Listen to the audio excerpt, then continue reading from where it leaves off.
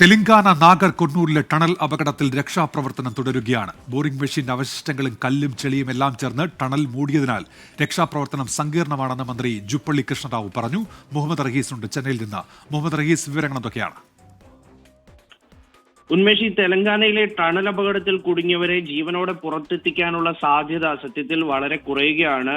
അവിടെ നിന്നും പ്രതീക്ഷയ്ക്ക് വകയുള്ള വിവരങ്ങളല്ല ലഭിക്കുന്നത്. കാരണം ഇപ്പോൾ മന്ത്രി ജുപ്പള്ളി കൃഷ്ണറാവു അടക്കം പറഞ്ഞിരിക്കുന്നത് രക്ഷാപ്രവർത്തനം അതിസങ്കീർണമാണ്. ഈ ബോറിംഗ് മെഷീന്റെ അവശിഷ്ടങ്ങളും ഒപ്പം കല്ലും ചെളിയും ഒക്കെ ചേർന്ന് ടണൽ തന്നെ മൂടിയിരിക്കുകയാണ്. അതുകൊണ്ട് എപ്പോൾ ഈ ഒരു അപകടത്തിൽപ്പെട്ടവരുടെ അടുത്തേക്ക് എത്താൻ കഴിയും എന്നുള്ളതിൽ ഇപ്പോഴും വലിയ ആശങ്ക നിലനിൽക്കുന്നുണ്ട്. നിലവിൽ എന്തായാലും രാവിലെ തന്നെ രക്ഷാപ്രവർത്തനം വീണ്ടും ആരംഭിച്ചിട്ടുണ്ട്. ഇന്നലെ രാത്രി ഈ രക്ഷാപ്രവർത്തനത്തിന് ചെറിയ തടസ്സങ്ങളൊക്കെ നേരിട്ടിരുന്നു.